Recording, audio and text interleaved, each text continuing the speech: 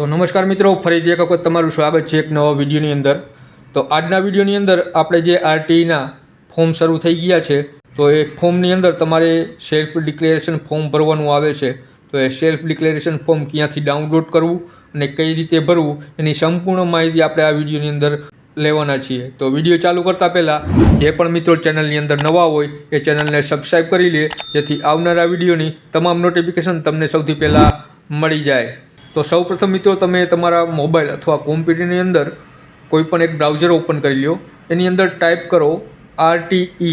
આટલું ટાઈપ કરશો એટલે પહેલી જ વેબસાઇટ આવશે, એને ઓપન કરી લેવાની છે।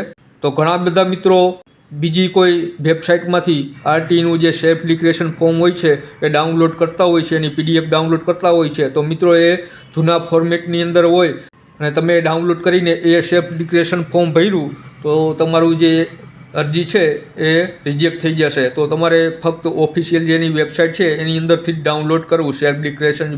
તો આ રીતે વેબસાઇટ ખુલી જાય એટલે તમે નીચેની સાઈડ જાશો એટલે તમને જોવા મળશે પાન કાર્ડ ન ધરાવતા, પાન કાર્ડ ધરાવતા હોય પરંતુ ઇન્કમ ટેક્સ રિટર્ન ન ભરેલ હોય તેવા કિસ્સામાં આવકવેરા પાત્ર આવક ન થતી હોય અંગેનું નિયત નમૂનાનું આ સાથે સામેલ રાખેલ સેલ્ફ ડિક્લેરેશન ફોર્મ ભરતી વખતે ફરજિયાત અપલોડ કરવાનું રહેશે। તો એની સામેની સાઈડ તમને એક એરો જોવા મળે છે, તો તમે એની ઉપર ક્લિક કરશો એટલે તમારું જે સેલ્ફ ડિક્લેરેશન ફોર્મ છે 2026નું નવા ફોર્મેટવાળું એ ડાઉનલોડ થઈ જશે। હવે ડાઉનલોડ થઈ ગયા બાદ તમને આ રીતે PDF જોવા મળે છે, જેમાં સૌપ્રથમ તમારે અહીંયા તારીખ લખવાની રહેશે। તો જે તારીખે તમે ફોર્મ ભર્યું હોય એ તારીખ તમારે અહીંયા લખવાની રહેશે। ત્યારબાદ આથી હું નીચે સહી કરનાર એ જે જગ્યા છે એમાં મમ્મી, માતા અથવા પિતાનું નામ લખવાનું રહેશે। ત્યારબાદ અહીંયા માતા અથવા પિતાની જેનું તમે નામ લખ્યું એની ઉંમર અહીંયા લખવાની રહેશે। પછી જ્યાં તમારું રહેઠાણ છે, રહેવાસી, તમે જ્યાંના રહેવાસી છો અહીંયાનું એડ્રેસ લખવાનું રહેશે।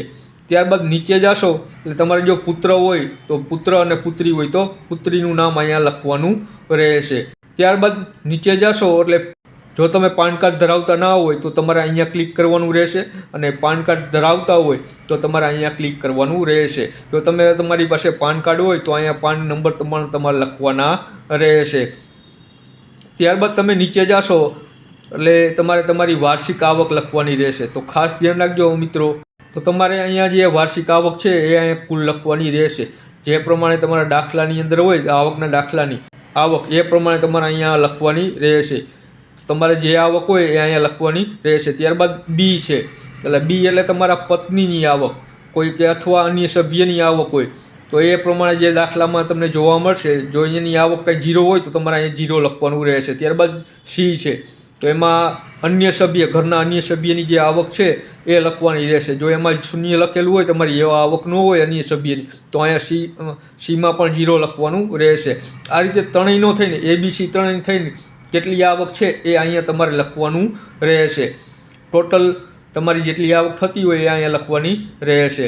આટલું લખાઈ ગયા બાદ તમારે નીચે જવાનું છે, તો અહીંયા સૌપ્રથમ પિતાનું નામ લખવાનું છે, એની સામેની સાઈડ પિતાની સહી।